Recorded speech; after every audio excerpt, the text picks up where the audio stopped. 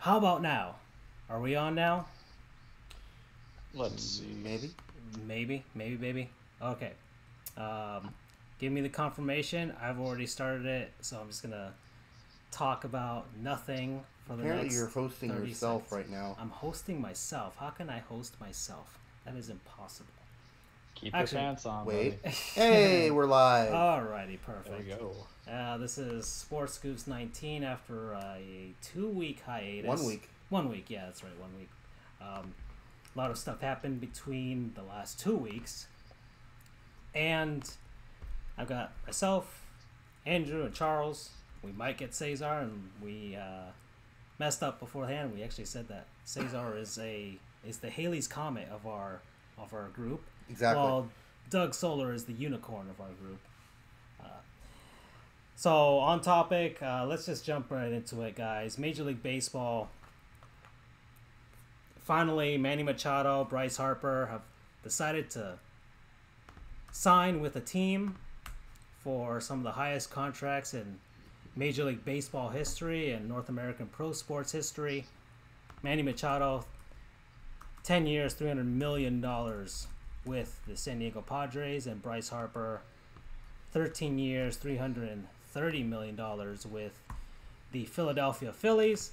And we can only assume that once Mike Trout hits free agency, he'll get a $350+ million deal as long as he remains healthy. So, guys, initial reactions from just those two guys dropping, and I guess an aside with Nolan Arenado getting a 8-year to $70 million extension with the Colorado Rockies. So he's not getting the most money over the life of the contract. Harper has 13 years, $330 million. What's up, Mike? Howdy. But gets he's overall average. Right. I guess they call it the AAV or whatever. Yeah. So he's making more Annual average salary, basically. than, and Machado he's the record holder now. Right. And I think it makes sense. The dude he reminds me a bit of Brooks Robinson, old third baseman from Baltimore Orioles. The dude is a vacuum cleaner over there. Not only can he field well, he's got a cannon for an arm. And hot take here, I think he's a better third baseman than Machado. Ooh. That's interesting. Maybe not necessarily for his play, although I do think his play is better. He's not actually a liability, if you will, in the clubhouse. Machado has a very short fuse. He's thrown helmets at people for no reason, basically. He has said out loud in the media that he doesn't run out hits to first base. Who would want that in the clubhouse if you're making $30 million a year? Apparently, the San Diego Padres, who how long has it been since they made the postseason? Like, it's been 13 years, possibly. I think they made it in like '06 or something like that. It's been a I while. think they have the longest MLB drought. No, they do not. It's still the Seattle Mariners. Oh, that's right. Behind For a that, second, I think. the lovely Miami Jeters. So, the Padres haven't made the playoffs since the mid 2000s, and I still look at this deal as maybe not. They won't compete in the short term, but it's more of a long term type of deal. They'll have Machado maybe around the middle of his prime, maybe a third or fourth season. If the Padres play their cards right, they'll have everything in that sort of window of competitiveness. I don't know, because you've got Colorado. Arizona has clearly thrown in their towel by dealing Goldschmidt to St. Louis. Los Angeles is shedding salary and still probably see themselves competing, with San Francisco being a destination that's still the championship window's closed. That's kind of, they're in a rebuild at this point. And the Rockies are possibly the only other team that's competing. And It helps that they have Arenado. Yeah, it helps to have the Arenado, and also I think they feel that this is their window to compete for their division. It's going to be tough though, because they have a lot of good teams in the West. I not necessarily. That's what I was saying. Well, the Astros are in the West, right? Or are they in the Central? No, this is the National League. They're in the AL West. Yeah. Padres in the NL there you go, West. Dude. Yeah. Right. Texas, or the Astros used to be in the NL right. until the MLB switched it out to the Right. AL back, like 6 years ago? So let's get 2013. Some of those, I tell you, I still find it so weird whenever I hear the Astros in the American League, because I grew up with them being in the National League. I mean, I know you have a hat of the old Astrodome years, the blue and gold. Well, my hat that I have for the Astros is their current logo, but in their 90s blue and gold look, which I enjoyed the most, mainly because I grew up with that. So I could actually probably show it on screen here now that I have it in my place. But aside from that, so that's okay. So that's the Machado deal. What about the Harper deal? What do you guys think about that? Chime in on that one real quick. I mean, I feel like Bryce Harper would have settled for $300 million and a penny, just to kind of make a mission statement. The biggest comparison between him and Machado's contract is that there's the option for the Padres to opt out after the 2023 season, which is 5 years from now. So Manny would be about 31. So if they see his decline in production, either in the batting average or in defense, which would probably be defense because he'll have some strength at that age, they just kind of break the ties. I mean, when you look at his annual contract, it's about roughly, what, $30 million a year or something. You know, don't make me do math, please. Different profession. But it was We're the lawyers. highest on that We don't average. math. We don't math. The only thing about, you look at a Harper was more about the long-term brand. And, he got locked in for 13 years, which means nothing because you got to think there's going to be somebody who'll trade him out if they know the Phillies are going downhill 5 years from now. You jump it out, right? Right. Everybody's tradable except for Jacoby Ellsbury because we have a god-awful contract to a guy who wasn't playing well. If Bryce is playing well, Manny is playing well, if they're even playing decently, teams will trade for it. But this is more for Harper's long-term security. And you got to think it's a win for him, not because it's $330 million. It's a win in the fact of, he has that long-term security. He's going to get that paycheck. Mm-hmm. For Machado, it's a short-term win because before the Padres came around, no one was offering him the amount of cash that he wanted. Chicago, I think, was a close thing, but it was 8 years, $240 million. So yeah. The fact that the Padres said, hey, we're going to do this for 10 years. Now, mind you, the Padres aren't a winning team. You look at their roster, it doesn't really build up much to get excited for. The NL West goes through the Dodgers until it doesn't go through the Dodgers anymore. Arizona gave up everything. Goldschmidt, Colorado, between Arenado and then Trevor Story, let's see what can happen. I mean, they have a good manager. They have decent pitching. I'm looking at the Padres roster right now. It's not something that scares you or guys that you're familiar with. There's still a lot of young guys. They're said to have, one of the best farm systems out there. But what do we know about farm systems? They're useless unless you call them up. Yep. And you play them. Mm-hmm. Farm guys tend to just be traded, and that's it. That's why I saw the Padres deal as more of a long-term approach. Okay, maybe in 3-4 years, we might have some semblance of a contending team. And maybe Yeah, I agree with you because I'm looking at the roster. The best guys now that's not Manny Machado is Eric Hosmer. Remember, Hosmer was a hometown hero for the Royals, and they didn't want to re-sign him. And I don't think it's because his market would be too high. They just didn't. They'd rather chance it.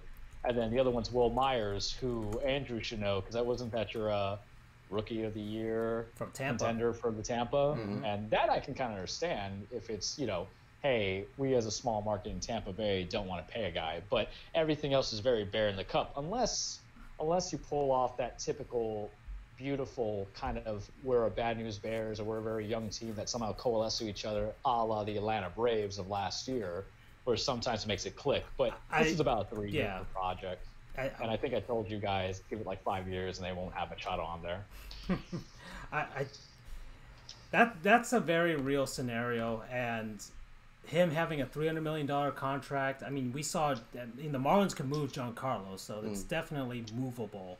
Especially if one of those big market teams watch him get traded back to LA.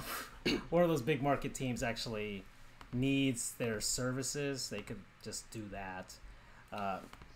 Bryce Harper's deal, there's no trade clause. Yeah, there's no opt-out, no trade clause. Right.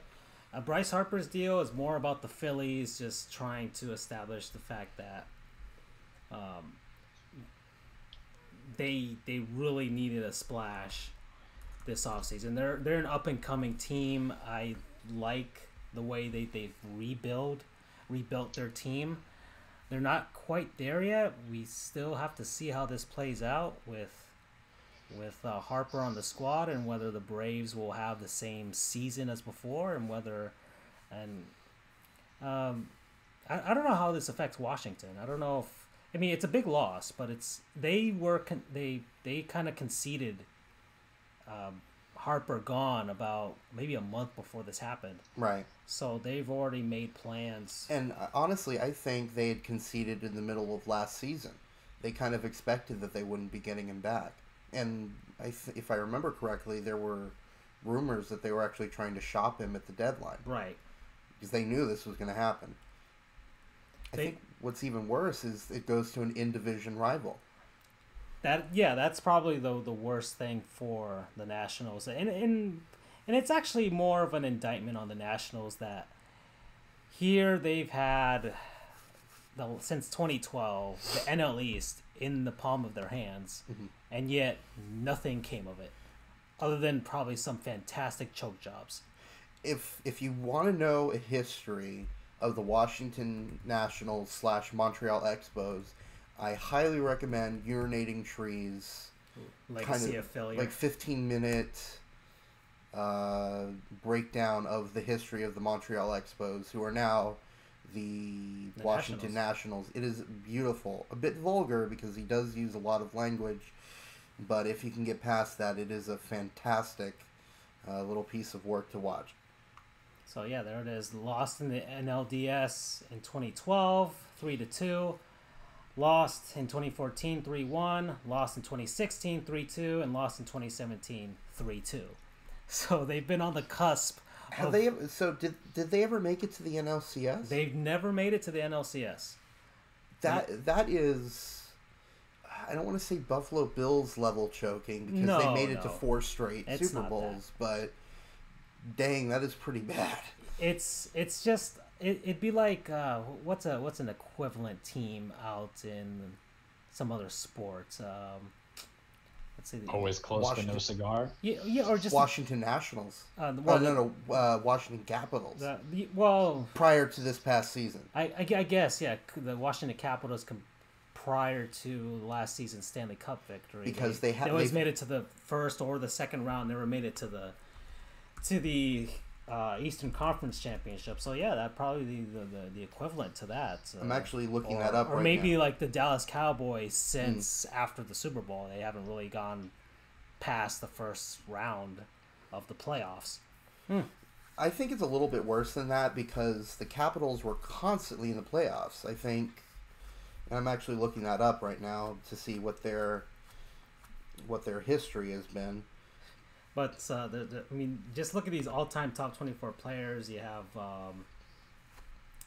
you got Andre Dawson, Vladimir Guerrero, Mike Zimmerman, Bryce Harper. There's Pedro Martinez, Marquise Grissom, Larry Walker, just Gio Gonzalez. Just a slew of talent that franchise has had, and now it's all been squandered. So here we go. So since Ovechkin was drafted, I think in 06, I want to say, the 05-06 season, I could be wrong. They made it to the playoffs 1, 2, 3, 4, 5, the 6. Steelers choke a bunch of 7, 8, 9, 10 out of 11 seasons. Were a dumpster fire Yeah. The entire, I mean, it was a soap opera, really. Days of Our Steelers. Days of Our Steelers. So the Capitals made it to the playoffs 10 of 11 seasons since with Ovechkin, and they never, that whole time, never made it to the conference final. I like how I placed on the top right corner, it's just a bunch of Major League Baseball fights going on. Just in case you guys don't really want to see what's going on the screen, just look at that top right corner, and we've got a bunch of baseball brawls. Oh, and I think you got the Runyan Odor punch to Jose Bautista going on. That was beautiful. No, it's fantastic. It's we actually should have like a list of our favorite baseball brawls. Well, for me at least, the number one has to be the Nolan Ryan, Noogie. Robin Ventura. The Noogie. The Noogie. That was beautiful. The headlock. Okay. So one more thing before we go on, if I may. I just want to point out how quickly contracts have skyrocketed in Major League Baseball. That's why, because we're gonna keep going on this topic of salaries and right, because there was throughout this off season, all of these Major League Baseball players saying that the system doesn't work. The system doesn't work.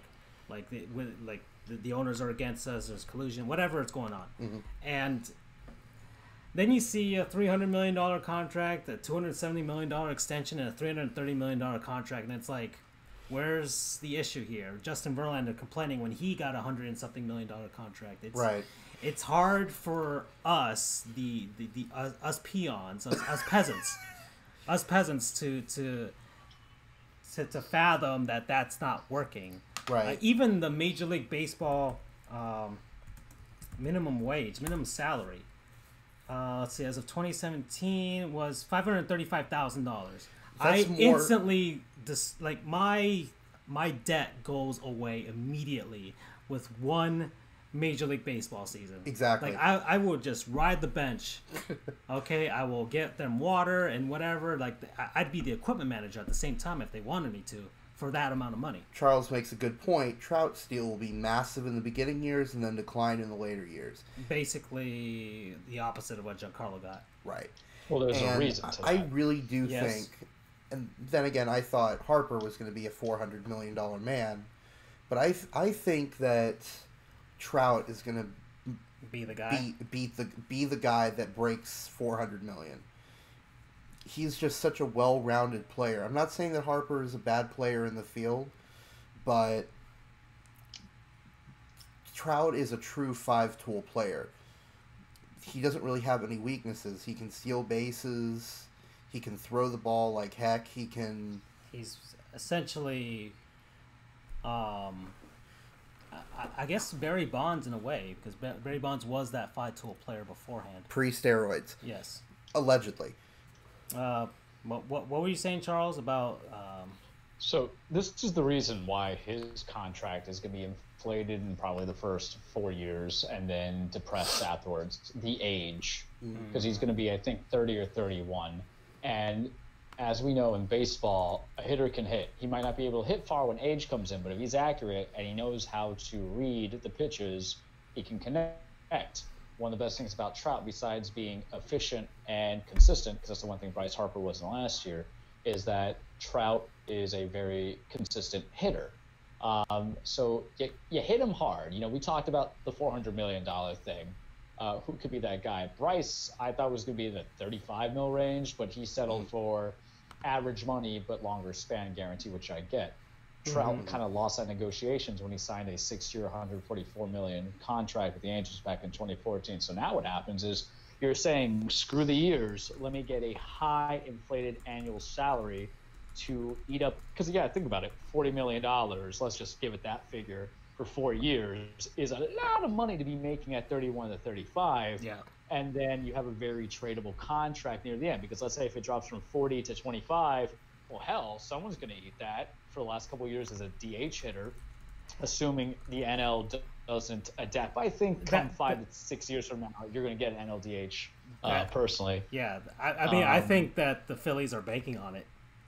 Which, Yeah. I'll be honest, Well, I they really need hope to. that doesn't happen, but it's inevitable, I think. I mean, I'm all for it, to be honest. I am done I am with. too. I mean, I am done with seeing. Bartolo Pitchers with freaking stimulus. Colon. I mean, Come on. He'll be the only guy who's 60 pitching and hitting because of steroids. But hey, but I mean, I just think that the game is going to benefit from it. Baseball needs more flashiness now, more than ever.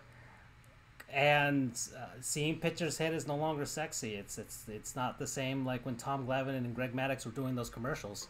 It's and for those of you who don't know, think like somewhere in like the early 2000s, late 90s, there was a commercial with like Tom Glavine and Greg Maddux, because I think they hit like they were pretty good hitting pitchers for like maybe like a month or something during that season, and they just kind of made a commercial about to quote the commercial, chicks dig the long ball. Chicks dig the long ball. There you go. And I know there's a lot of traditionalists, but I mean, baseball used to be played with bats that could be shaped in any way. Baseball used to be played without gloves. Baseball used to be played without helmets. It's just, outfields used to be 500 feet dead center with like a 60-foot backstop. Things have changed. Baseball parks are smaller. I don't know what they're doing to the baseball. Supposedly there was like that rumor that they did something to the baseball with like the material to make it fly further or bounce further. The opposite of the dead ball era. Things were juiced. And baseball needs this. I think at some point the records are not going to matter as much compared to I guess Barry Bonds. I think after Barry Bonds, it's just kind of like, do we really have to care about all of these records? Because in baseball, the records are more revered compared to NFL records or NHL records or NBA records. So for me, I already saw Barry Bonds hit 73 home runs. I already saw him hit 756. I saw the home run chase. Like, I'm good. I'm good with record breaking at this point. Yeah. And hey, let's free up the rules and make this into Mario Superstar Baseball. Yeah. Next thing they need to do is they need to get some of those Nerf bats that Mark McGwire. Speaking of, all right, guys. Because it's one of the topics that I want to talk about. That it's baseball related. Okay. And it's just something I know that will eat up time. What's your favorite baseball video game ever? You want to start, Charles? I mean, damn, like the one I took seriously that I enjoyed was MVP All-Star, or it's the one by EA. I think it was the one that had Manny Ramirez. 2005.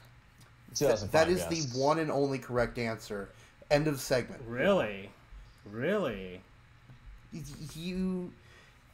There are things that MVP Baseball 2005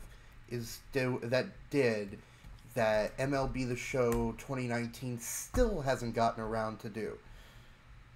There was an SB Nation article about 2 years ago saying MVP Baseball 2005 was the best sports video game ever. Sports video game. That includes your FIFAs and your Maddens and your NHLs and your NBA 2Ks. I mean, I'll be honest, I haven't played that many sports games in other sports. For me, it's usually baseball games and hockey games and NCAA football. But EA. Yes, all EA, I get it. But the game was just so deep. The graphics were great for their time, and they still, let's be honest, they still hold up fairly well even today. And look at the soundtrack here. And the soundtrack, too, was amazing. Look at this. Finding Out True Love is Blind by Louis XIV. You Owe Me an IOU, Ha Ha Heat. The IROC Z song, The High Speed Scene, Let It Dive, and You Will Know Us by the Chill of Dead. Someday, The Strokes, An Honest Mistake, The Bravery, Tessie, Dropkick Murphys, Funny Little Feeling, Rock and Roll Soldiers. I mean, wow. It was a great game overall. Apparently, we're watching a trailer here, so I'll let that play to show the wonderful nostalgia. I actually didn't play it. You need to come over to my place. I still have it. I still have the original Xbox. Oh, for Xbox. Gosh, I mean, I'm particular to, I guess from a nostalgia standpoint, World Series Baseball '98 on the Sega Saturn. That was pretty good. Because look, Lance Berkman. Oh man, that's a player I forgot about. That might have to be our player this week. World Series Baseball '98 had Chipper Jones on the cover, only for the Sega Saturn. I don't think there was a Sega Genesis version. I do believe they made an arcade version of it, though. Maybe, but just the fact that was actually truly my first baseball video game. I used to play it with my dad all the time. I would pretty much always pick the Marlins as my squad, and the beauty about that game was it had essentially the '97 roster, so it was probably the best Marlins team you could have in any sports video game, because ever since maybe the 2003 squad, you're not going to get a good Marlins team. Right. Okay. That's my favorite baseball game, like baseball simulation game. Now, non-simulation, I enjoyed MLB Slugfest. Oh, yeah. Before parents in the early 2000s started complaining that it was too violent. NHL Hits was also really good, too. Yeah, NHL Hits, NFL Blitz, that whole series of... NBA Jam. Pretty much any of those larger than life games. Well, NBA Jam still continues, but it's just those hyper violent games from, I think, was it Acclaim or Midway? One of those two made that series of sports games, and it was just freaking parents ruin everything. You know, they just don't understand, and gosh, a hyper realistic MLB Slugfest nowadays would be really fun. Oh, you could actually have Bryce Harper throwing a helmet, and you might actually have him throw it accurately. That would be great. And I mean, then there's the other larger-than-life baseball games. I'm particular to Mario Superstar Baseball on the GameCube because of it has Mario, it's baseball. And it's really fun. The players actually commit errors and everything like that. You have to construct your team to have chemistry. So you can't just have Bowser and Peach on the same team. It doesn't make sense. Right. Okay. Peach is not like, if she's at third base and Bowser's at first, Peach is just gonna throw all over the place because she does not trust them whatsoever. So you need to have that sort of Mario history in mind. Like, yeah, Luigi and Waluigi really don't get along, so I probably shouldn't have them as my double play tandem. That's what Mario Superstar Baseball, it made you think. It made you think like a manager and a GM in the Mario universe of baseball. So that was kind of like the nice, cool twist that I liked about that game. Also, Mario Tennis. I remember when that first came out. Gosh, I don't have... Charles, do you have Mario Tennis Aces? Yes, I recommend it. I like it. Okay. I mean, because I've always wavered on it, but I don't know if I want to take the plunge, because I still consider Mario Power Tennis on the GameCube the best of the series. I mean, for my thing is, you got to remember, we're past the days where friends come over. So the idea that I can do online play against friends or even go against people randomly keeps it going, keeps it funneling. And that's always going to come back, and what they do is they have you can unlock players per month that you participate in their online tournaments, but it's fun. I mean, it's simple but strategic. It makes you intense. I popped in like 10 hours, and that might seem low to some people, but aside from me being Mr. Professional, tennis matches are not the longest sessions, so, or at least in a video game world. So it's many games that come in. And sometimes you're playing with rackets and characters and everything kind of special. It's good, clean, wholesome fun. It might be my second favorite Mario sports game, because for me, I've always enjoyed Mario Super Strikers, the one that came out on the Wii. I played so much of that. I had a lot of fun with that. I did like Mario Golf though, but that's because golf could be a fun video game when it's not Tiger Woods on the on the band things. I don't know. It depends. You go to Best Buy, use my number, get a discount. You get like $40. You'll be happy. That's my answer to everything. Promo code, discount. Discounts. Well, that reminds me of let's see, South Park, Tiger Woods. Of when Tiger Woods had his little marital dilemma. Oh boy. Yeah. EA Sports. Tiger Woods PGA Tour 11. Compete in all the major tournaments. Then flee your furious wife. Concentration is key. There's so much we can comment on that, and I will hold on for the moment until the later joke that I have planned out comes up.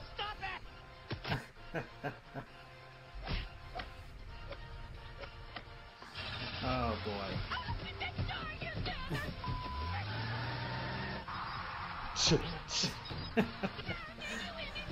I love South Park so much. I just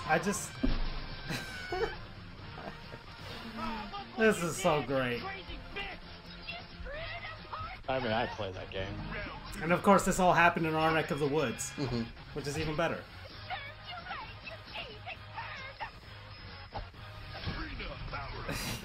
Freedom power up. Tiger Woods PGA Tour 11. Coming soon. Oh boy. Okay, let me cancel out of this before we see more South Park clips. Does Forza count? Forza as a sports game? Yeah. I mean, Freddie asks. from a racing video game perspective, because I know Dougie Souls is a massive racing fan. He's all up in that F1 stuff and everything like that. Forza, gosh. Mikey, NCAA 14. I had Forza on my computer. I actually enjoyed it as a racing simulator. I like Forza 3. I have Forza 6 on my PC. That one's pretty good. It's free to play on PC if anybody wants that. NCAA 14 because it was the last one, right? So everybody just kind of I assume RIPs that one. As far as other sports video games, I'm very particular to the 2K series Dreamcast stage because I bought NFL 2K1, NBA 2K1, and World Series Baseball 2K1, which isn't really that good, but your create a character in World Series Baseball 2K1 can hit like 600-foot bombs. So that was my favorite. So I would just put a whole bunch of players that could hit 600-foot bombs. Although, what was the game, that MLB game that we played? It was the week that Adrian Beltre retired. That was MLB. Oh gosh, All-Star Baseball, like 2000 or whatever, with Derek Jeter on the cover. That was the only game. That was the only one of those games that I played, but it was amazing because it had the cheat codes, the swimming players. Yeah, the cheat codes. When everything was just nice and silly. And does Tony Hawk count? Tony Hawk. I mean, it does. Okay. Not the last one. That one doesn't count for anybody. Tony Hawk. THPS 3 is the greatest of those, I think. 1, 2, and 3. I think that trilogy, and then they kind of just. I mean, they had 4, and then they had the weird one where he's just going downhill for some reason. That's all he does. Although THPS Underground was pretty good too. It had really kind of like a real storyline to it. Yeah, it's kind of like. I mean, because then you start getting into that whole like fantasy, because there's Tony Hawk, and then there's like EA Skate, which I heard was more it's authentic. Much more realistic. Yeah, more authentic to skating. Now, we can kind of pivot this, because we're talking about sports video games. Kind of pivot to wrestling video games. Oh boy. You know, because I feel like we could pivot, and this will kind of segue into some other segments that we could talk about here. But I am very particular to WWE No Mercy on the Nintendo 64. That's... Yeah. Yes. That's my comment. I mean, I'm currently playing a wrestling game as we speak. Which, so WWE 2K something? 18? 18. Yeah, okay, so I'm stealing the reins here. I'm taking it. My favorite, I love me both WCW and WO Revenge World Tour, and then WCW or WWF No Mercy, just because it's just the dearth of characters and moves and intensity that you have. Seeing the dramatic outlines of the 1, 2, 3 coming on when your friend because how it worked for me is I only owned like one of them. I had N64 games were expensive back in the day. I had one, but I had like one of the WWFs. I didn't have like No Mercy, so I would go to Hollywood Video or Blockbuster, renting them out, playing up. But then I had one friend, Anthony Matos, who I still remember now, who would be like, "Oh, yo, man, I got this. Come over." And we go over, and I swear to God, that son of a, I can't say it on our Twitch, but that son of a B, he knew some moves and some buttons that he wouldn't tell me because he was always beating me, and I'm like, I'm not trash. I can get good, but you're holding me back. But I would borrow it from him, and I would devote hours into it. So it was fun. Coming back into the modern day stuff, for those who know, I'm a big wrestling fan. When I was out in North Carolina, South Carolina area, I saw the live SmackDown that just happened. The new stuff that I like is it's kind of like the Madden GM franchise stuff. They have the WWE Universe. I can just kind of book my own show. So it's that mindless daydreaming that I do during work that I can put on now. So I like a little bit of the present, but I love me a little bit of the past. And just look at it now. You see Sting coming down, and there was Sting and fake Sting, and then you had Hogan, and then when you win the belts, and the greatest thing about the wrestling games were if you were a big wrestling supporter like me, guys who never get a challenge in real life, you could create like a story or a match. And let me tell you something, those 64 polygons are real sexy compared to some of those other games that were on the N64, because both that and PlayStation 1, those games did not age well. But man, I mean, and No Mercy, you didn't just have a lot of wrestlers, you had a lot of like kind of matches. First Blood, Falls Count Anywhere, ladder matches, Hell in a Cell. I think the only thing they didn't have was a bra and panties match, but if they had a way to make, women's breasts not look pointy cones, they do it too. So many opportunities. And then as you see from there, they had big tournaments. They had also a contract with some of the, New Japan people, or I guess not New Japan, but overseas. So there was dudes you never heard of that was there. And we're switching to WCW NWO here. If you hated the NWO, you were Team WCW and vice versa. And then if you were WWF No Mercy 64, you were just there to kind of be the Rock and lay the smackdown on some jabroni's candy ass. I remember the Creator player. That too.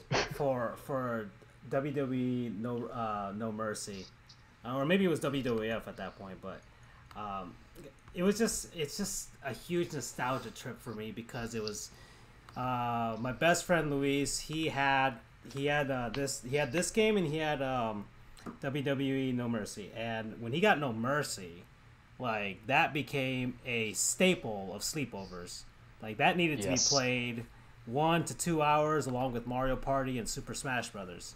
Like and I'm not like a wrestling fan. The only reason I know these guys is because of the video games, but that's okay. Like the video games were fun.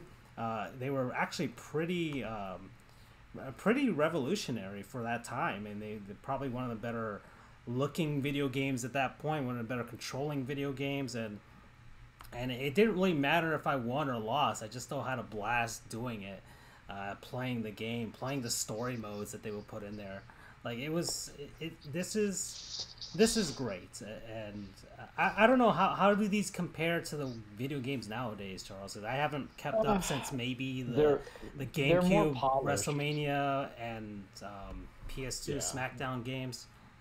They're more polished, but they're not as hyper arcadey. I mean, they're still fun per se, but if you said, Charles, I got an N64 of WCW NWO World Tour, or WWF No Mercy 64, like the newest WWE game, I say, why aren't we getting that N64 out right now? Right. Because it's part of nostalgia. But if you see right there, you don't really have the whole trigger buttons to say kick out or not. You just get a spirit, you get the time clock, and then you get the verse. And of course, my boy Ric Flair's there, just doing his best that he can.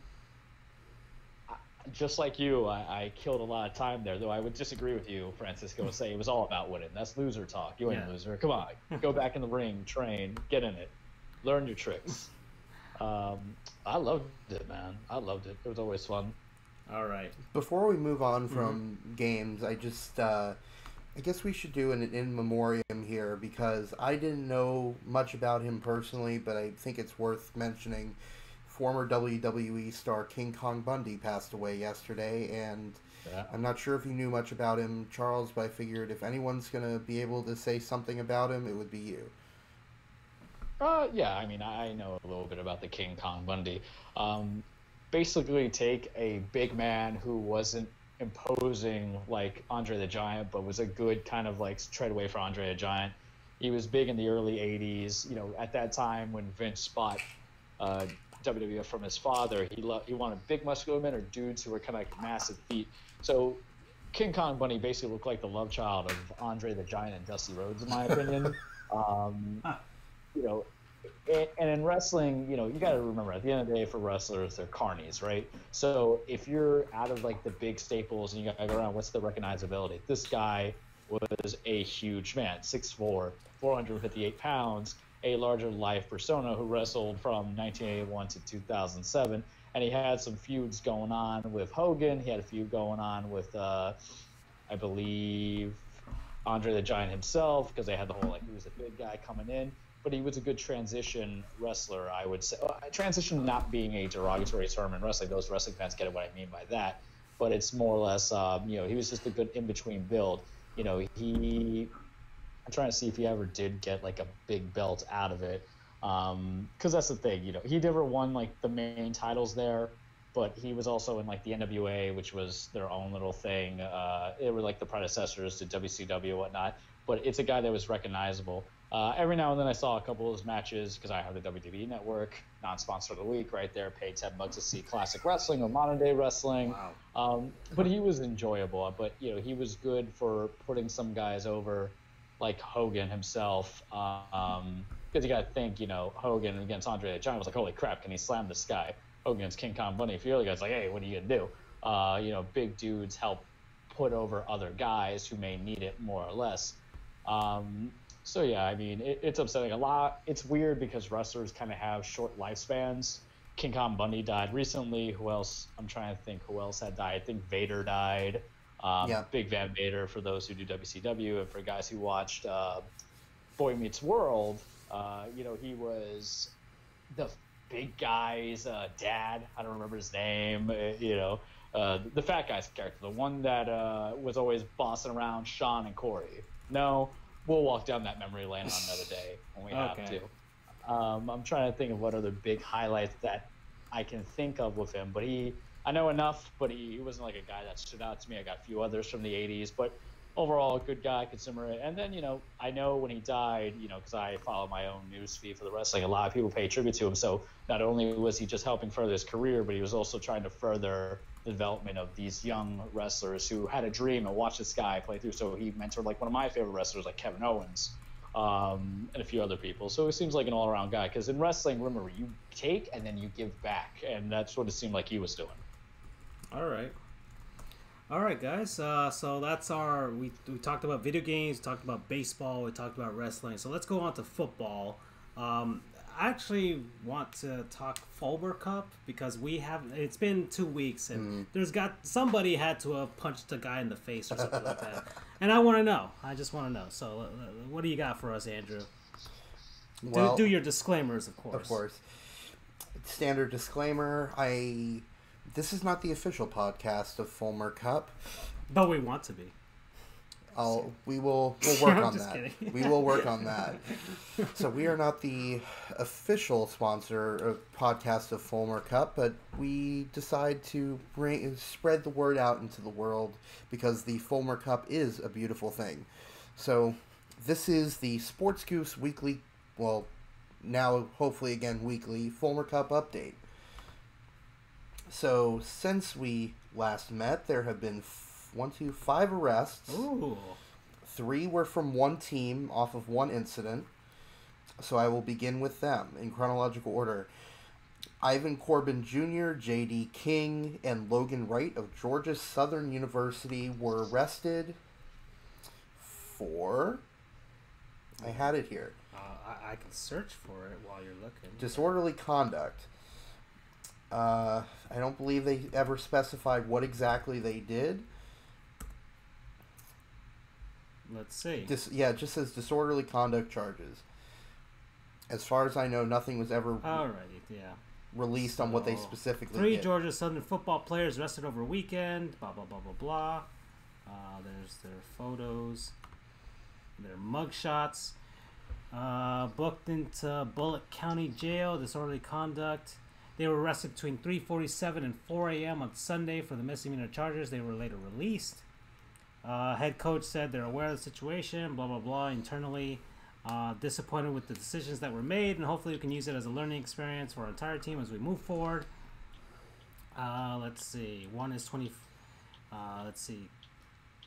The 21. Corbin Jr. is a Warner Robins native, while rising. Which is in hails Georgia. Hails from Jacksonville, Florida. King 20 is set to redshirt season per NCAA rules after transferring from Oklahoma State in December. But not really much details as to what they were doing. They were probably just goofing off. Next up is Mississippi State University kicker, and I'm not 100% sure My on how to brother-in-law's going to love that. What's that? My brother-in-law's going to love that. He's a former Bulldog. Klanga for all of our Mississippi State fans out there. So this is Mississippi State kicker, and I'm maybe pronouncing his name correctly, who knows, Jace Christman. Christman was arrested for driving under the influence and failing to dim his headlights. Wow. Okay. There it is. So nothing overly exciting there. Got his mug shot there. Yep, that is Mr. Christman. And last but not least, from the past 2 weeks, is Georgia defensive back Latavius Brinney.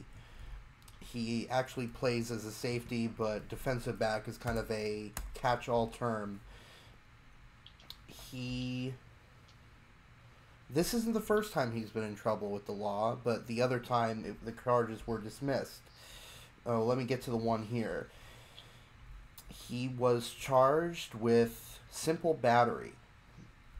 It, again, doesn't specify what exactly happened, but, again, simple battery, the charge for Latavius Brinney. The last time... Well, I've got it here. So, Thursday, February 28th, he was arrested at 8:18 p.m. and charged with misdemeanor simple battery. He was released on $1850 bond at 10:19 p.m., according to Athens Clarke County jail logs. The arrest stemmed from an incident that occurred 5 days earlier. The victim and witnesses said Brinney open-handed slapped a man on the side of the on the side of the head. I'm sorry, but it's funny. Open-hand slapped a man on the side of the head in the early hours of Saturday, February 23rd, according to an ACCPD police report. A witness said Brinney repeatedly bumped into them and another friend who was sitting in a booth with a group. Okay. After one of the witnesses engaged in a verbal confrontation with Brinney, the group in the booth went outside and Brinney followed them. Oh, boy. The witnesses said Brinney then took off his jacket and appeared to be fronting, in quotation marks, the group as it waited on an Uber. When a male member of the group stepped in after Brinney was talking loudly and gesturing like he wanted to fight, Brinney reportedly slapped him in the head and ran away. The incident occurred around 1:35 a.m. on February 23rd. There was still a red mark on the victim's right temple when the incident was reported at 1:58 a.m. This is, like you said, not his first run-in with the law. I have to say this because this is beautiful. Again, the charges were dropped, but he was alleged to have produced a counterfeit $100 bill at a pet supply store. Aw. I mean, I don't know what pet he has, but, you know, aw. Brinney stood by his innocent and claimed that it was a case of mistaken identity. Oh, that was the charges that were dropped. Correct. And he's from Miami Gardens. Woo! So And went to Hialeah oh, for really? school. Okay. Modern Academy charter. Okay. So he's from our neck of the woods. So that is all that has happened in the past 2 weeks in the world of Fulmer Cup disorderly conduct or misbehavior, I guess you can call it. Once again, right now, points have not been officially awarded to any of the teams, so there is no official team in the lead. in terms of points. However, I can tell you that the team with the most offenders is, I believe, Nebraska. So the Huskers are finally winning something. Correct. So we will have more on that for you as time moves on. Alrighty. So AAF is still happening. I completely have not paid attention whatsoever. All I know is I've been paying attention more to empty seat picks coverage of the AAF than anything else. And then, of course, that was the whole controversy of them not being able to pay their players for some reason. Then they had to get the Carolina Hurricanes owner to kind of like fund money to help with that. But, you know. Yeah, it was $250 million, and he's now the chairman of the AAF. When you put in that much money, yeah, you better become the chairman. There are rumors as you kind of hit on, there are rumors as to whether the league was going insolvent, that the league wasn't going to be able to survive, that players weren't going to be paid money for the second week. There are rumors that the XFL, the new XFL, was planting those rumors to make the AAF, their competition when they start next season, look unstable. Who knows? But for now, all we know is was it the president, the owner? It was someone from the Carolina Hurricanes. He's the owner of the Carolina Hurricanes. Put in $250 million. That's all we know for sure. And I just wanted to make a quick aside. The Carolina Hurricanes are wearing their Hartford Whalers uniforms tonight. Woohoo! Against the Boston Bruins to further stick it in the face of Hartford. You're never getting your team back, by the way. Which I'm very sad about because, let's be honest, I think the Hartford Whalers have one of the best logos in sports history. And they're currently winning 1-0 over the Bruins. It's good luck because the last time they played in these, they won. Too bad they're not playing at home. I would love to see what is the thing they do at the end of games when they win? The Storm Surge. The Storm Surge. I wonder what they would call it if it was the Hartford Whalers. The I don't know, the whale slap, the tail, blubber. The blubber, the beached the whale. blubber. I don't know. I have no idea what else we could the Shamu. I'm not even sure. Okay. Shamu Shamrock? Let me just quickly... Yeah, it's March, right? Shamu Shamrock. Yeah, I like that. Yeah, maybe that's why they're wearing it. It's green. They might wear it on St. Paddy's Day if they're playing a home game. Although they're away right now. They're in Boston. Right. That's what I said, to further stick it to Hartford. Right, but I don't know. You never know. On St. Paddy's Day, even if they're away, they can still wear it. Unless they're playing like the Dallas Stars or something. Oh, that would be pretty fun. They're both in green. Just a huge aside from that. But I just wanted to make note of these glorious uniforms. Let me just briefly hit on what Freddie came up with. Freddie is kind of our unofficial resident AAF correspondent. Expansion sites. That is correct. But first, let me get to the one and only Fred Rank. Fred Rank is, I've said before, what I think is the best ranking system in sports. It does an amazing job with college football, and Fred has brought it over to AAF football, and he does also do the NFL. So his rankings are from bottom to top: the Atlanta Legends, who got their first win this week, then Memphis, I believe they also got their first win. Expansion sites, potential expansion sites, are Albuquerque, Columbus, Dayton, Ohio, Des Moines, Louisville, Oklahoma City, Omaha, and Portland. OKC.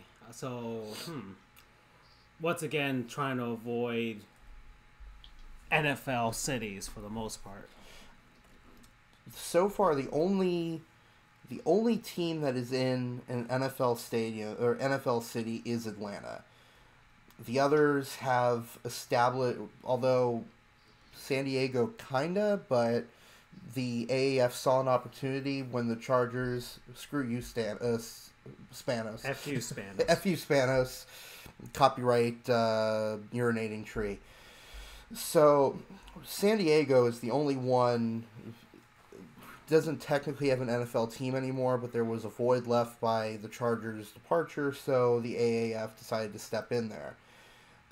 And I'd said this before. I think the only way that this league is going to survive is to be in cities that don't have a major league franchise, and essentially minor league cities. Albuquerque, like home of the Isotopes. Right. Columbus, well, that's more college football central with Ohio State, and of course they have the Blue Jackets of the NHL. Right. And then you have another place in Ohio, in Dayton. They have the Dragons. Yeah, the Dragons. They have minor league baseball. Yeah, the Dayton Flyers. Des Moines, Iowa. Iowa doesn't have any sort of. I mean, except they have an AHL and NBA G League team, and they have 2 FBS football teams, okay. Iowa and Iowa State. And probably have a minor league team as well. That's possible. For baseball. Louisville has the Cardinals. Oh, they have the Cubs, I think. The Iowa Cubs. Yeah, Des Moines. And holy crap, it's Cesar. It's Cesar! Oh my Holy god, my. After a brief hiatus. Holy dude. Haley's Comet Oh, we has can actually arrived. talk about the NBA. Holy crap. Yeah, let's do it, guys. For those that are new to the show or have been gone for the past couple of weeks, Cesar has been completely unavailable for probably... Through no fault of his own. Through no fault of his own. I'm For also probably on the, West last Coast. month. Right. I'm also on the West Coast, so you guys are off of work. Caesar has to still work. I have to feed myself. Yeah. Boys gotta eat. He's got to write Boys some gotta eat. motions. Yeah. So let's get to the NBA soon. Anyway, Finishing up the AAF. and then also Mikey wants us to hit the combine. Hey, man. Some people are Oh, following let's it. do the combine. That's awesome. Yeah, we haven't talked about the combine just yet. And I have a lot to say about LeBron James. And I want to get your take on what the hell is going on out there, because it's probably the most interesting story in the NBA. I'm not gonna bash LeBron. No, Not no. completely, at least not completely. Well, but I have, Definitely. yeah, we have our thoughts, that's for sure. Save him up, get him ready. I got him ready. Oh, believe me, they're always ready. Oh, So just to wrap things up really quick on the AAF, the Orlando Apollos are the only remaining undefeated team. They are 4-0. Birmingham lost their first game this week. It was a pretty close one, but they ended up not being able to pull it out. Every team now has a win. And this week we had two major milestones happen. One was the first safety. yay. They became a real league after that. And it was a beautiful one. Look it up. It's even the commentators were saying, don't do that, because the guy was out of his end zone, ran back into the end zone to try and get away from defenders, and was tackled in the end zone. And then also, I'm not sure if you all follow John Boyce from SB Nation, but a few years ago he created something called Scoregami, which is, just to briefly define it, is the art of finding... Oh, thank you very much. So this is the play I was mentioning after this brief commercial break with Mayim Bialik. Right. So it's the art of finding NFL scores that have not happened before. Yes, Mikey, Boyce is my boy. See, here we go. Okay, so... Oh, no. Oh, no. Why would you do that? Oh, because they're in the AF, that's why. Wow. That is like... He's not getting signed to Yeah, professional team. who was that? I didn't catch the name, unfortunately. Oh, thank Rashad God we don't know Ross. his name. But, yes, so Scoregami... Yeah, Rashad Ross. Okay, damn. So, Scoregami is the art of finding NFL scores that have not occurred. They still happen, but they're much rarer than they used to be. I think we get I don't know the numbers, but we get at least one a season at this point. Someone started an AAF Scoregami, and they recently broke the record for the most number of games with no repeating scores. At least compared to the old XFL. They went 15 games without a repeated score. AAF has now gone 16 games without a repeated score. So some history on two fronts was made this week in the Alliance of American Football. Alrighty. So. And then should we... We're about halfway through almost. I guess we should do our non-sponsors. Yeah, non-sponsors, yeah, sure. I think Cesar should go ahead and do this one. Dude, you got something you want to promote? Some stuff, some fashion, some food, some sushi. I know you love sushi. Oh, raw fish is great. How about... Shout out to raw fish. I'm not just gonna... obviously shout out to raw fish. That's always a shout out. But I'll go Wiki Poke. That's the poke place right below my office. Oh yeah, that's right. Did you have that when you were here? I still haven't eaten at all the places there. I haven't eaten at the falafel place or any of that stuff yet, but I'm getting there. You'll figure it out. I'm pretty sure I might be Wiki going Poke. out there this month, but okay. Oh, nice. I think they asked me for my schedule, but that's an aside. Whatever. Sorry, man. But Wiki Poke, a place where they give you the biggest portions in all of LA, and two, and it's actually relatively modestly and that priced. means something because LA is the second largest city in this country. Exactly, and it's modestly priced at under $11 for a lunch. That's not It's bad. a great deal. No, it's not, and it's great, and it's great raw fish. Yeah, you don't have to So eat at Wiki Carl's Poke- Jr. every day. Oh, never would. But Wiki Poke for the win. Wiki Poke for the win. All right, Wiki Poke. Discount code? Pokey. For the Pokey win. 15. Yeah, How do you spell Pokey? Pokemon, Well, like poke. P-O-K-E. Poke. Got it. Poke. Yeah. So Poke 15. Poke 15. 15. All right. Francisco, you want to go next? Sure. My shout out is also to food. Excellent. I've never had a threesome before, but Oh, wow. Okay, we're...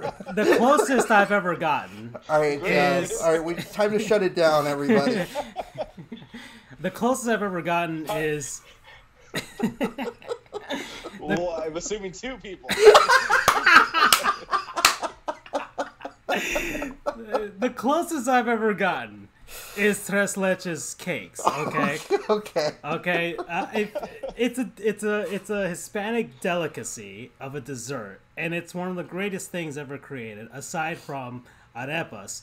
But essentially, it is a cake, and it uses tres leches, which is 3 milks in Spanish. There's a place called the Tres Leches Factory. It might also just be called Heaven, because that's all they do. They just make that stuff every day. It's tres leches. I mean, it's so freaking good. I'm gonna look it up right now. Mikey just suggested that we need to create a Sports Goofs After Dark. Yeah. And let's see, on Valentine's Day, I had not a threesome, but but I bought some tres leches for an occasion. And first time I ever visited Tres Leches Factory, it's there on screen. It's in South Florida, and I can't have it every day, or else I'll have diabetes. But I'm telling you, if you ever see this on a menu, just get it. There's a thing called cuatro leches, which is 4 milks, but I don't consider it as good as tres leches. I don't know. That makes no sense. Well, how about 4 is better than 3. Start off with the threesome and then. Yeah, and then we'll work our way up before I'm just Yeah. before I have an orgy Don't of cake overdo or it, something. dude. You'll hurt yourself. Yeah, I have to stretch and everything. But yeah, Tres Leches Factory. Yeah, so promo code is threesomes. Okay. All right. Should have been Trojan. That's another non-sponsor for another week. Okay. All right, Charles, you want to go ahead with this one? All right, so I had many things that made me contemplate what my sponsor should have been. I was on vacation. I was in South Carolina. I was in North Carolina. When I was in North Carolina, I watched some wrestling, SmackDown Live, and I watched some basketball, Hornets v. Rockets. However, we're on the topic of food, and even though it's not a threesome experience, what I had in South Carolina is the equivalent of kissing Jesus. My non-sponsor sponsor of the week is a little known place called Burger and Barley's, and what I had there was the Brennan Burger. And guys, it is a donut burger. It is a donuts as the Speaking bun. of diabetes, No, it's not diabetes. It's the last meal. It's what Charles Manson asked for, and they just said, well, he didn't get executed. It's what Ted Bundy asked for, but they just couldn't get it to him in time.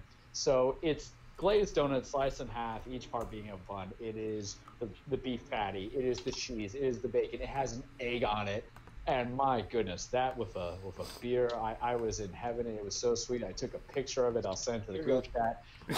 I was just so happy. And, you know, it's weird. I don't necessarily like to put up local sponsors in that sense, or local places, because I want everybody who is listening, because they could be anywhere around the nation or the world, to get a taste of it. But if you find yourself in South Carolina and Rock Hill, you pay $13 for this burger. Yeah, it's left there. And then you just attack it, and you attack it like it's the end of your life, and you have no other choice, because I was in heaven, and I'm going to send that photo to the chat so you guys can see that beauty and do what you want with it. But you guys, Burgers and Barley, the Brennan Burger, it was like $13. Do yourself a favor if you find yourself in Rock Hill, South Carolina, get that burger and Oh my enjoy. God.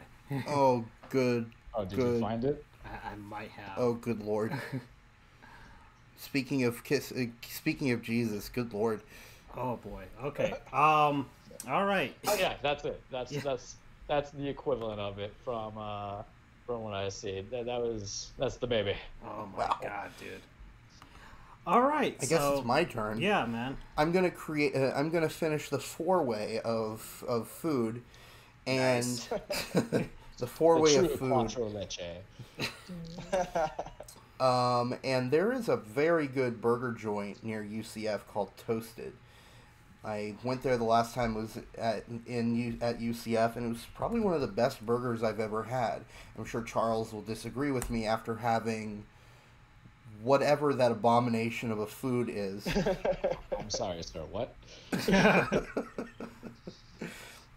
But it's a very interesting place. It's known for its large amount of cheese selection. Damn. Yeah, I got it here on screen.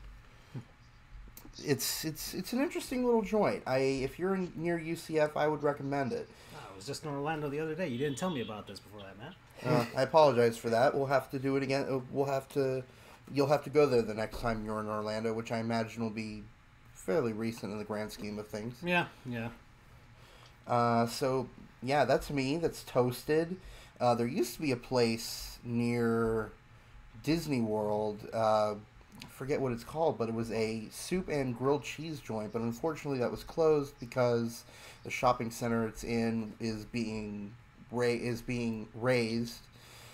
It's kind of the reverse of the paved Paradise and put up a parking lot. They're tearing down Paradise, and they're building an off-ramp into Disney World. Man, Mickey's got to have his stuff, man. Exactly. So that's mine. Oh, Charles, we didn't get a discount code from you or from Francisco. Oh, no, mine was threesome. Okay. Charles? My discount code is Lent, because after you have the burger that I suggest, the Brennan burger, you're not going to want to have fat for 40 days.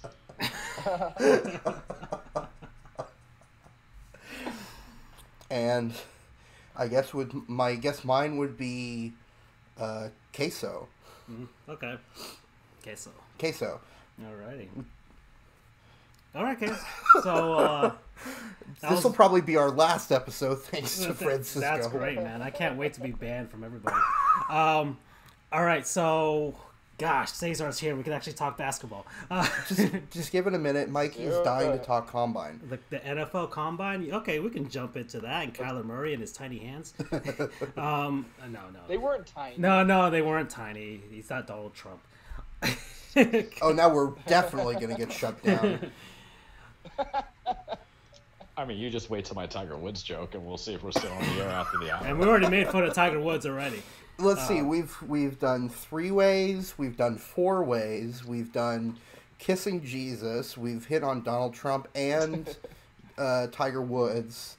I don't know what else is there. His arms were tiny, not his hands. He's a T-Rex. He's a T-Rex. There's things we can find out, because your boy may have read the arrest report to a certain man because I have Palm Beach clerk's access to a certain man doing. Oh, things. dude, I got some of that too through some friend of mine as well. Some back channels. Oh yeah, I saw some of that detail. I saw some of that affidavit, my friend. I read both. Oh, you read both? Ah. We're gonna call him Kraft Mayonnaise. Right Mm. now. Oh no! Oh no! Oh, and I actually have something on David Blatt too, but I can't say it either. Whoa. Yeah, he lives down here, so yeah. So damn, I really wish I could say it. Like until it's made public, but it's not something that bad. But it just. It's bad. SEC's involved, Remember, and not the football conference, not the conference. Okay, but it's not. But whatever. Okay, okay. Combine. What stood out to you? Story. Yeah. DJ MANNY, of course. Yeah. Really? Of course. I mean, how could he not? Guy's a freak. Mm-hmm. Feels like Julio Jones. I mean, the only thing that I was worried about, I saw his 3-cone shuffle drill. And that one was supposedly slower than Tom Brady, which is a little bit disconcerting. But I mean, his 40 time just running by people at that size, and I mean, the guy's a freak. The guy is a literal freak. Put 27 bench reps up at two. I mean, he's what, 223, something like that. Yeah, he's like 223, 330, 6'4". Yeah, ran a 4.38. He's going to be a top 10 receiver. He's probably going to be the only receiver taken in the top 10. Most likely. I mean, the crazy thing is his stats at at SC weren't even that great.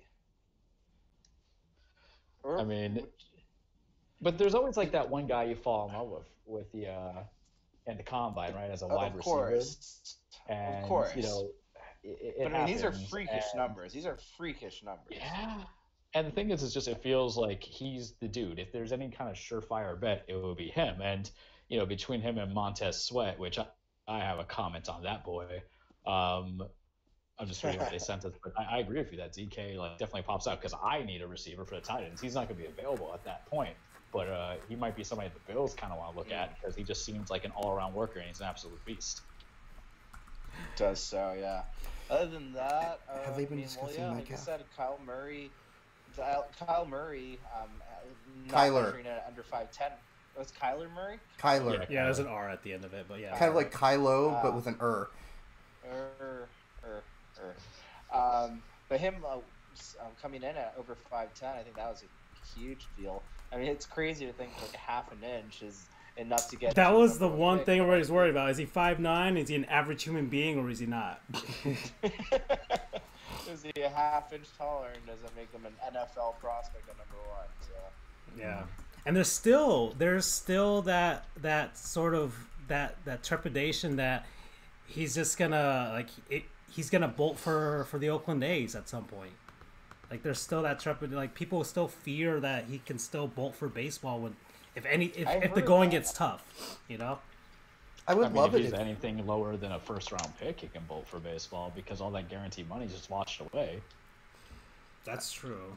I would hope that he would go back to baseball just because that would be such a boon for baseball to be able to steal somebody away from the NFL. Well, you're stealing him away, but you're stealing away because he's just going to cut it, right? Yeah. It's not it's kind of like your ex leaves you, you break up. It's I just want to see what the other fish are. And you're like, maybe I'm the trout. I mean, we're not talking exactly Bo Jackson here, so it's I mean, who's the last player to go baseball? Is maybe Jeff Samardzija or something like that? Yeah. I mean, he was good at Dame. He was pretty good. He could have obviously gone to the NFL. But other than that, I'm trying to think, and no one's coming to mind. For me, it was Montez Sweat. He's an edge. First off, his name is fantastic. Between that and Greedy Williams, Greedy Williams is a cornerback. It's just perfect. Montez Sweat is an edge rusher. I don't mess with that guy. Now, there's some mock drafts, and I don't give credo to mock drafts at all. I think it's just cheap articles getting paid for the NFL and ESPN just to put irrelevant stuff out there in the downtime. But they even have him come into my end in Tennessee land. So, hey, I'm about that. I would like that to happen. But I'm getting his combine stats. Are you ready to get sweaty? Are you ready to get sweaty? Exactly. Girl, you don't need lube. We got the Montez here. But here's a 40-yard dash with a 441. We are definitely getting 21 canceled. times. His vertical jump was 36. He was all around impressive. He's a heavy guy. Everybody likes him. The thing is, when you look at college players, sometimes they're working to rotation, but he was at Mississippi State. So he has some SEC experience, but this guy's 6'6", 260 pounds, you guys. That's a big boy. And I believe he had 3 or 4 years playing in the college football aspect. So what that means to me is a guy who actually understands and is educated, and especially if he's an edge rusher, doing stunts, doing frontline adjustments, knowing when to drop back in zones, and he's only going to grow. He jumped his stock. I would be very surprised if he gets out top 10, because this is a very defensive end or edge rusher heavy class with Josh Allen and Nick Bosa. But since the fact that everybody's going to go chasing dudes they shouldn't take with the first-round pick by The pure Dolphins. fortune, serendipity, hey, you guys are going to trade up to get Drew Lock or Daniel Jones. That's y'all's problem. When you need a replacement to Cam Wake, he would fall in better, but that's just my opinion. There's a lot of opportunity to be at hand, so he stood out to me. And then here's the thing about the Combine. Some of that stuff is like a joke. What do I need to see an offensive lineman doing a vertical jump? You're not lifting off the ground. So I don't. What I want to know, what I want to see, what anybody who's an offensive lineman or a defensive lineman is, can you move a forklift or a truck with your bare hands? Interesting. Put real stuff in it. It's frivolous, man. Let wide receivers block a little bit and catch balls like quarterbacks throw. And here's the thing too. I want to put the pads on them. I know they do the Pro Bowl, but you're missing out on additional weight that's on there. Kyler Murray may look electric. Dwayne Haskins may look electric. All these guys look electric. Devin Singletary from FAU, who Owls represent, may look electric. But put some paddings on them and see if they can actually juke and shovel and go from there. Because those 40-yard dashes mean nothing. That's just me and my rants of how I hate the system. Speaking of the Combine, I know that Mikey was talking briefly about DJ Metcalf. He called him a workout warrior, which I'm to understand is someone who significantly raises their draft stock because of what they did at the Combine. Metcalf is former wide receiver at Mississippi, so back to Mississippi. It's not Mississippi State this time. Don't say back to Mississippi with regards to Don't get those mixed up, because those people hate each other. Right. He did. My brother-in-law actively hates Ole Miss. Hates. I know the Egg Bowl is a big deal every year. The Gators suck, but I don't know if I have that much hate for them. I know some people who do, and vice versa. Yeah. Metcalf made a lot of news because he is reportedly has between 1.6 to 1.9% body fat. Holy wow. That's ridiculous. That barely registers. That's all down low, you guys. Hell yeah, baby. Hell yeah. Oh god. But yeah, he did a pretty good job. He had a 4.33 40-yard dash, 27 bench press of 200. Mikey says the body fat stat is a lie. It has to be. I've looked around, and a 1.6% body fat is bordering on deadly. But dude definitely looks impressive. He definitely does not have a lot of body fat. Something I did want to bring up, though, was Francisco's had it on the screen for a little bit. But former Texas cornerback Chris Boyd, during interviews, someone allegedly asked him if he had 2 testicles. I heard about that. How do you keep a straight face and say, ask your wife? Remember when they asked Dez if, was it Dez when they say, oh, hey, is your mom a prostitute? Oh, that was on frickin' Hard Knocks with the Dolphins. No. Well, it was a Dolphins guy. No, not this Bryant. No, not this Bryant. But was frickin' But it was on Hard Knocks with the Dolphins, and Jeff Ireland asked. I forgot who he asked, but yeah, it's like, is mom a prostitute or his grandma was? I don't know, something like that. Right now. Yeah, but still, it was one of the more, maybe not the least embarrassing moment of the last 20 years for the Dolphins, but it's up there. It's up there. A picture of him or nuts. Yeah. Oh, it is? Oh, I thought I said picture of his nuts. I thought Mikey put picture of his nuts as we were talking about this, but never mind. I'm like, well, I mean, I could put it on screen, but I think we'd be We would definitely. Be Twitter would canceled. send a nuclear bomb right this way. You know? Oh yeah, all right. But still, God. But he's got to have like 3%, something like that, something unholy. Right, but 1 point something percent is, as Mikey mentioned, he would be dead. He'd be Superman, or he'd be Superman. Well, he'd be super dead. Okay. Nothing too horrible. It shows why the Metcalf staff is alive. We can't. Nice, dude. Okay, so any more from the combine? Anything that sticks out? I think that's it. I mean, on the UCF front, because that's really the only reason I follow the combine is for the UCF players. Which helps with recruiting and all Right. that stuff. There's the one guy from UCF that went there this week was defensive lineman Tristan Hill. He also had a pretty good combine. A lot of people actually started to find out who he was that UCF fans have known about all season. Dude is ridiculous. He is a wrecking ball, it seems. He just can block. He's actually served on offensive line on some packages where they need to get like a yard, and he just blows things up. He's very good.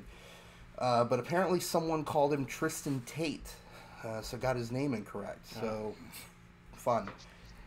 All right.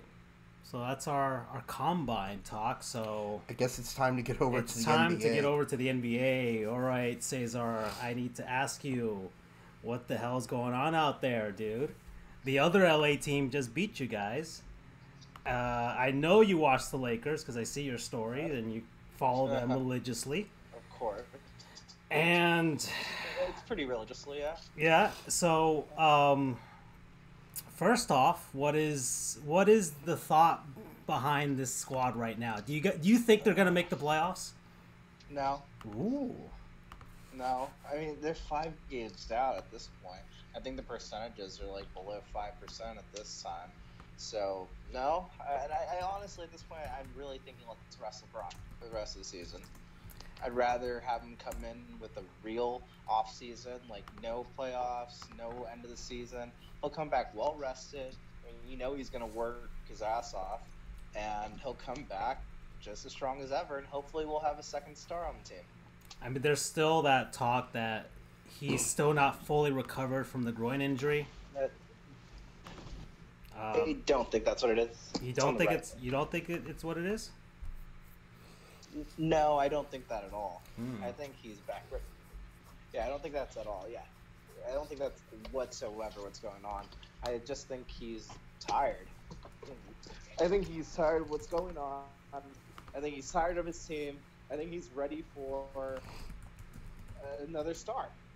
I genuinely believe that's what it is. He needs someone who's going to be able to take over when he's not having the greatest game.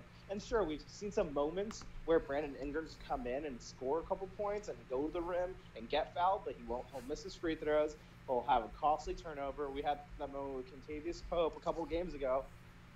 It's just he doesn't have anyone who's reliable in the clutch. Hoping Kuzma's had a great season, but he can't defend anyone. At least no one who's a solid power forward, and he's not fast enough to guard threes. So it's a little bit tough, and it's Lonzo. I thought was actually starting to get better. I thought he was kind of like turning that corner, but then he gets that injury, and here we are. It's rough. We had some help in the post with Zubac, and we decided to trade him for nothing for Mike Muscala, and I don't understand what's going on. I love Rajon Rondo, but he can't shoot, and he's taking like 6 of 10 threes a game over the last couple games. He'll make the 3 in a row, and then he'll miss 10 in a row, and it's just it's nonsensical. I don't know what we're doing, but I think he's a free agent. I think we're losing that 3-and-D. Josh Hart, I believe, is hurt. And I think he's a piece that we need to keep, but we'll probably trade him somewhere. Yeah. So I don't know what we're keeping. I don't know where we're going. I just know LeBron's there. I know LeBron's there. He's gonna be there for a while. So you don't see this.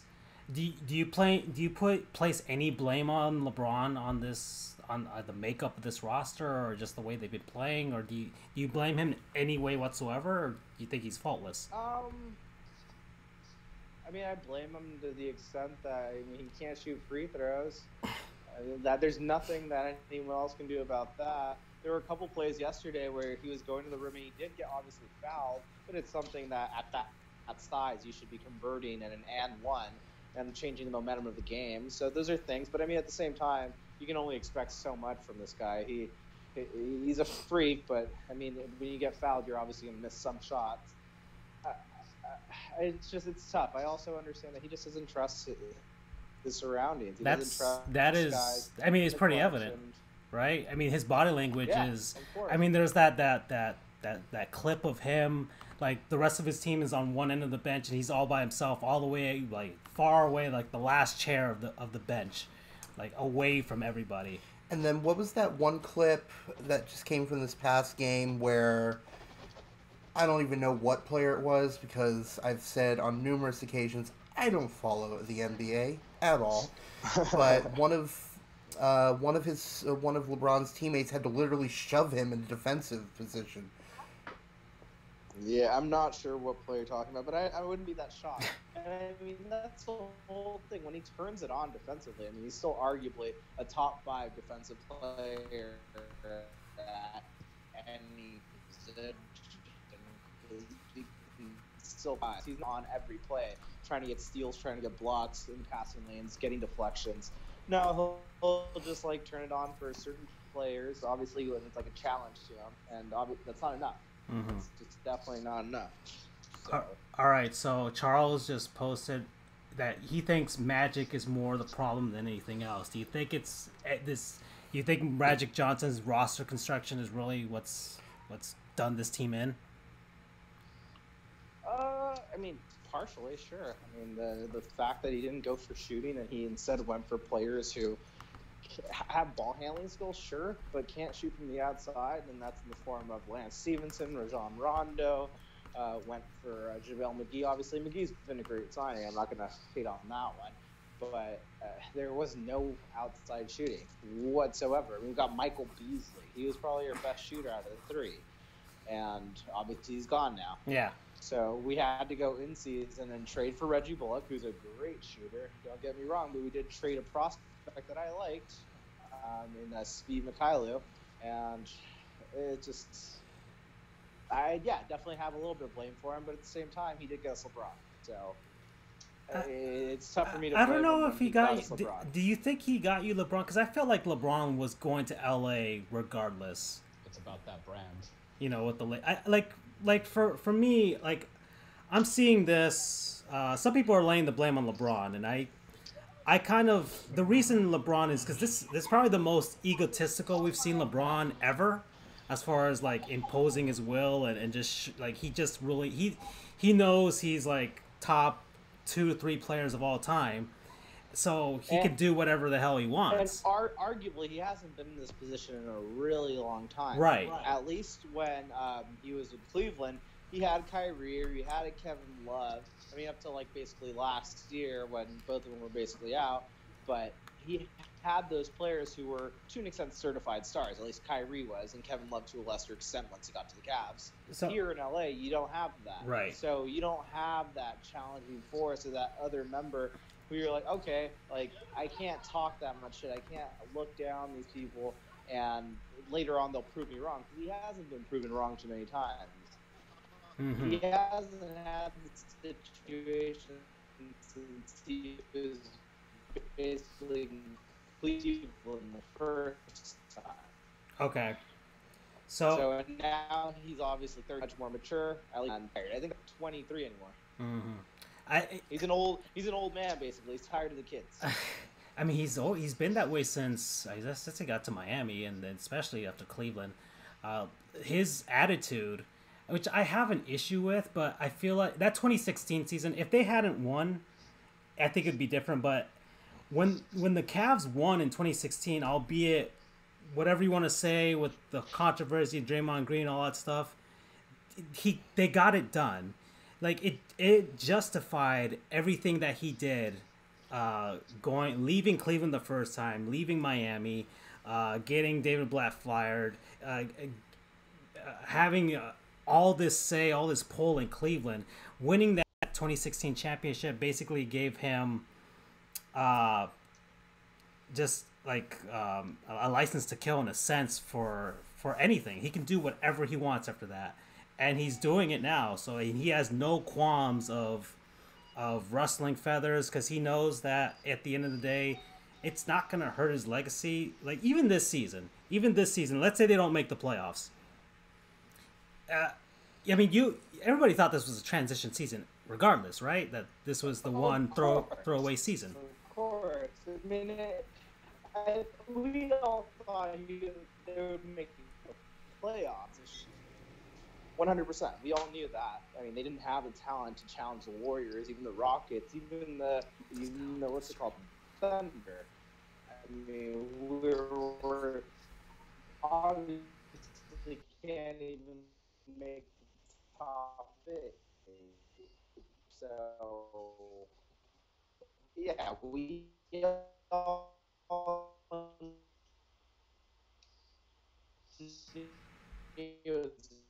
transitional season, but we also I am wish they would better. All right, so yeah, so if the Lakers, do you think? Because we've been sitting on this Anthony Davis thing forever, but do you think you think it's gonna happen? No. You think Boston's probably still the lead team in that sense? No. No? Really? Divine hope. Divine hope. Gosh. I think someone else will jump in. I think someone else will jump in, but I don't think LA is in the lead at all.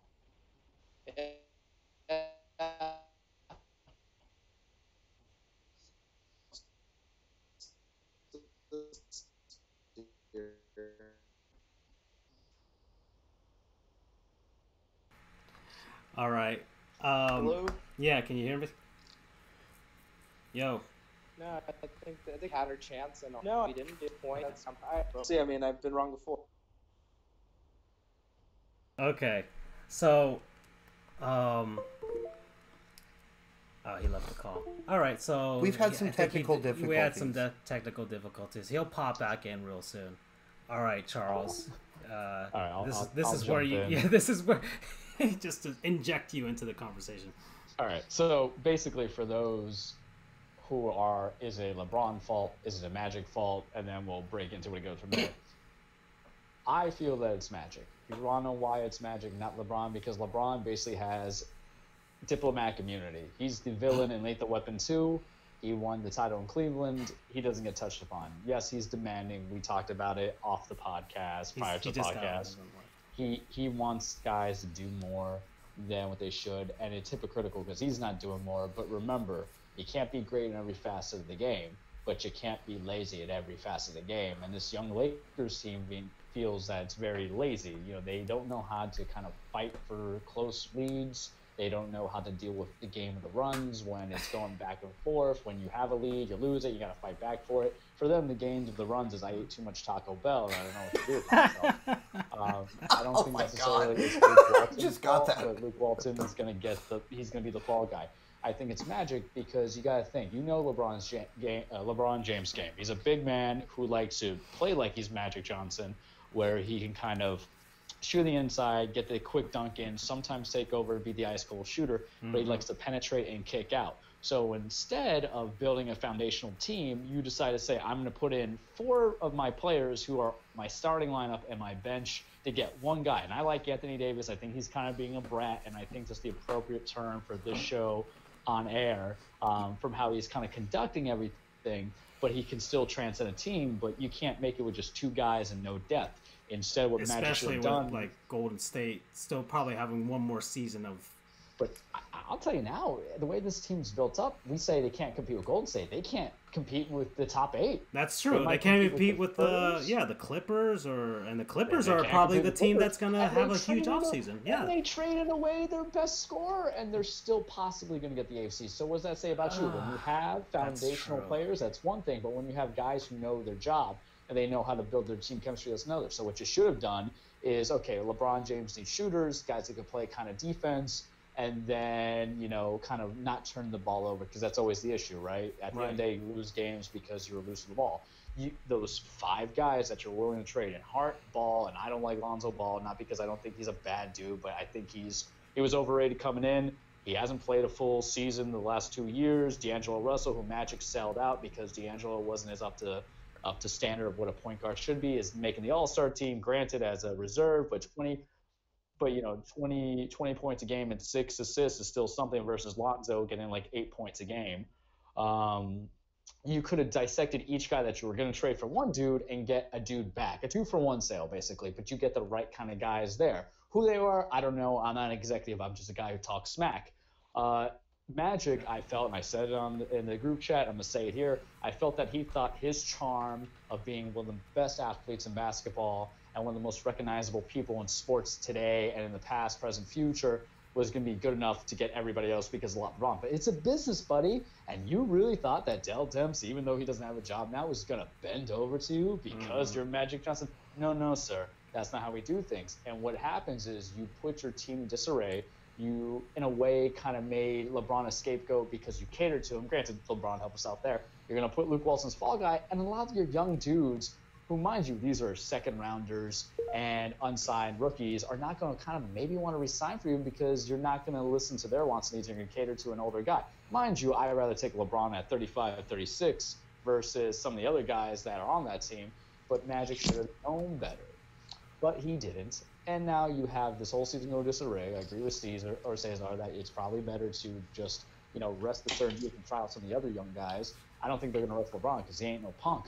But, it's still something to which it raised eyebrows. So what happens is they'll end up missing out the playoffs probably by going like 3 games of 100. Or anything, they'll pull the Denver Nuggets who went like 41-41 or something and missed out on the AFC. Because, you'll feel like that run will come in. Obviously, LeBron's been injured by the groin or has a groin injury and everybody else is injured. But they might get into a run. But then what happens? You fire Luke Walton. What are you going to do? Magic. You can come down there and go from being, an executive to being a coach. I could see it. Or you're going to hire LeBron's old favorite coach that was Tyronn Lue. It's no bueno. Boy. It's not pretty. Damn. You guys really think they'll hire Tyronn Lue? No. It's more or less like LeBron, basically another puppet. Yeah, I guess that could happen. I mean, I wish we could have signed someone like what's his name, Bickerstaff in or is that his name in New York? Yeah. Well, Fizdale's the one in New York. Yeah, David Fizdale. Yeah, former Heat assistant. Fizdale, yeah, and he has rapport with LeBron. Exactly, and that's who I would have obviously loved to sign. I mean, other than that, I don't know exactly what coach is out there that one would want to coach LeBron at this point in time. Why not? I know this is rare, and I'm sure it's been mentioned before. Why not have LeBron as a player coach at this point? Well, Magic's gonna come out and do it. I don't know if it's even possible under the CBA. I mean, that'd be a really fun thing to see in a loophole if there's a possibility for that. I don't know. I've never read the NBA CBA. I just feel like, what about even just as an offensive coordinator or something? Just because he's basically doing it anyway on the court. He's running. He's never in the huddle with Luke Walton drawing up plays. He's always just kind of standing on the outside, like yeah, whatever. What else can you tell the guy? He's gonna run whatever play he wants to. Exactly. Charles just posted up Jason Kidd. He's out there. No way. LeBron is fond of those former player coaches, man. Well, if we're gonna sign a former player coach, let's sign Meta World Peace. How about that? At least that'd be entertaining. That'd be entertaining. Go up there, punch guys in the face. Exactly. You mean LeVar Ball? I don't care about your kid. At least it'd be entertaining. Might as well go with the reality show idea, right? It's LA, right? Why not? Exactly. Yeah, let's make it Hollywood. Exactly. in consideration of the fact that today we had what's her name become a billionaire, Kylie Jenner. Oh, Might dear as well- Lord. Might as well continue on that path and just turn the Lakers into a reality show. We don't care about championships anymore. We're just a reality show. That's where we're going. It's That's where we're funny, going with like the Lakers are one of the two most prestigious basketball teams ever. The most prestigious. There's the Celtics still have one The more than you most guys. prestigious. The Celtics still have one more than Agreed you to guys. disagree. And you won most like a few of prestigious. those in Minnesota, so. So That's like the Hawks having one championship in St. Louis. That's weird. Charles also chimed in that Kobe should be the head coach. Everyone would lose their minds at him and Bron stare Dear daggers. Lord, could you imagine that? Look, if we're gonna bring in Meta World Peace, I'm all for Kobe just to be like, "You're trash," and LeBron's like, "What?" The And only way Kobe that would just can go get- and bring out his 5 rings. The only way that could get any better is if the Lakers were able to get Shaq off of inside the NBA and become like an assistant coach. Who? Shaq. Man. oh god. But it's like LeBron James. I still find it weird he's on the Lakers. It still doesn't look natural to me. Doesn't. It really does. It feels like he's on my created team in NBA 2K or whatever. Like, I still don't consider him a Laker, or at least I don't think he has that attitude of I'm a Laker. It's more like I'm on the Lakers, not I'm a Laker. I'm more like I'm in LA. Yeah, exactly. Well, that's basically his whole, the movie studio stuff. That's more of his concern now than anything. Yeah. And his HBO, whatever, sitting down at the barbershop show, like that's been most of his concern. Like I don't see LeBron. I feel like he either thinks he's bigger than the Lakers, and that's kind of weird because like even Kobe Bryant, I never thought he was bigger than the Lakers. I think he thought he was the Lakers, which in some sense he was. He really was. For all the years since Shaq left, he was the Lakers. Like he was like, but I don't see LeBron as thinking I am the Lakers. I am in the Lakers. I'm with the Lakers. Like it still looks very. His attitude seems like distant from that, and that's kind of like why I wanted to get your perspective, Cesar, like as to like what people think of him out there, because I still find it weird. I will say there is some, I guess, some people are turning on LeBron, and it's exactly for the reasons you mentioned. I'm just grateful he's here. It's at least entertaining to watch Lakers again, so I'm not going to turn on him just yet. In all reality, I understand that he's also aging, so I'm not expecting him to be the LeBron of past. I'm expecting him to change his game a little bit, but I'm still expecting some level of production that's kind of LeBron-esque. Right. And I'm not going to turn my back on him. Yeah, I'm not going to say that he's selfish. I'm not going to say that he's a bad anything. He may be a bad leader, sure, at least with this group of people, but I'm sticking behind him. I'm sticking behind my man. So next season is probably going to be the real like judgment of this whole deal. Of course, and I think next season if he gets another star, I mean I'm hoping obviously we can get someone like Kawhi Leonard. I know that's obviously asking for a lot, but I think we can pull it off possibly. And if we can do that, and then we don't make the playoffs or we lose out in the first round, then of course we'll start putting some blame on LeBron. But until then, I'm withholding my judgment and just understanding it's his first season in LA. All right. Any other thoughts, guys? It's a lot about LeBron and the Lakers, but it is the most interesting thing going on. And it's a 10th place team, which is the funny part. It's a 10th place team that's behind the Sacramento Kings of all teams. But it may be the best. LeBron gets an actual long off season to rest. I mean, he's been to 8 straight NBA Finals. Gosh. Really? Yes. Nah, I won't go for the 9th. Yeah. So I will propose one thing to Cesar because he lives in the area. Are fans who live in LA who are fans of basketball going to root for the Clippers if they end up going on in some kind of postseason run? Or are they going to be loyal to their team and not be like, certain Miami fans will jump bandwagon on some, jump off on others? No, I mean, No, never. Even when the Lakers have been bad for so many years now. I mean, when I say so many, I mean half a decade probably, and that for the Lakers is a long time. And I'd never become a Clipper fan. I mean, sure, I'll be like, okay, it's the Clippers on TV, sure, they're fine. They're excited. They were exciting to watch, so I watched them, but I never cheered for them. Similarly, I'm not going to cheer for this team, especially when I don't think they have too much of a chance. I mean, yes, they beat us last night. I understand that, but they have no go-to scorer, and they're a good defensive team, but I just don't think this team has like a what is Detroit Pistons like defense or that kind of toughness that they could actually make a real run. They'll get eliminated in the first round. Good enough for me. All right. Okay. So, fine. Okay, so let's move on. Segment players you remember to forget. We have to remember to forget them fairly quickly. Yeah. All right, that's fine. Charles, you had somebody? I did, since we're on the topic of basketball, and we're talking about the Lakers, for example, and where they got both Lonzo Ball and then their prior pick to Lonzo Ball, which was D'Angelo Williams. I believe both guys were second-round picks out of the first round. I thought to myself, all right, who is a bad first-round pick from basketball that really just kind of died in the water, and who was pick number 2? So it reminds me of a certain man who had a great name because it sounds like a under the table drug, and Hashim Thabit.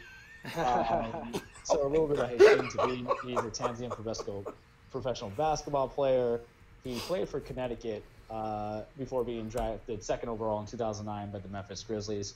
His career was kind of failure at launch for the most part professionally, but he was a big dude. He was listed at 7'3", 263 pounds. That back in 2009, that was your favorite kind of center. You didn't need to shoot threes. You just need to be able to taw and rebound and do the putbacks. So he was one of the biggest guys there, got drafted by the Grizzlies, sent to the Rockets on 2011 for Shane Battier and Ish Smith. I think they kept Ish Smith and Shane went elsewhere. And then he went to 2012 to the Trailblazers. And then the only time I remember him standing out was his time with Oklahoma City, because it was his name. Because of me being a big NBA video game guy, I was like, oh, hey, it's Hashim Thabit. This is fantastic. Play as him and just play him properly. I think he only recorded a few double-doubles in his past. He was there for like 2 years. Then he went to Philadelphia, then waived. And then he went to the Pistons, then waived. And then he went to Grand Rapids Drive, the NBA D League. Now, mind you, this is 5 years later, so that's bad if you're on the tail end of your career basically, or 5 years in being the D League after being the second pick overall. And then as of late, from what I see per Wikipedia, he was signed by the Yokohama B Corsairs of the Japanese B League. Say that 5 times fast, but. Second pick in the draft after the first round, his career stats. They got a nice logo. I'll tell you that much. Points per game, 2.2. Blocks per game, 0.8. 0.1 assists per games. No bueno, guys. No bueno. No bueno. Oh, boy. All right, so that's, Hashim Thabit. That's a name I haven't heard in a while. All right, my name, my player, I'm going to have to go with Ron Harper. Ron Harper, I remember Ron. Yeah, but he's memorable, but you don't think about him every day, He's just. But how do you know? Maybe I do. Maybe I have his jersey at home. He was on the Lakers. Yeah, that is true. He was on the Bulls. He was several championships. And he was on Keenan and Kel.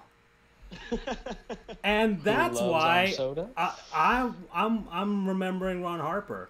So in this episode, Kel wanted Ron Harper to sign his orange soda, and he dropped his bottle of orange soda on Ron Harper's foot, which injured Ron Harper, and the Chicago Bulls went on a massive losing streak. Now, mind you, this is the Michael Jordan Chicago Bulls. Now, I don't know how valuable Ron Harper was, but I don't think it's based in reality that if he was off of the Bulls, that the Bulls couldn't keep winning. When you had Michael Jordan and Scotty on the team. You are mistaken, sir. Okay, but it did that. I love that episode, and because the all of Chicago wanted to kill Keenan and Kel, and then Ron Harper had to forgive them at the end of the episode, and all was good. And I think Kel might have injured him again at the end of it, but whatever, And I still love orange soda to this day. So Ron Harper, wherever, what the hell is he doing? I should look that up, but yeah, Ron Harper, guys.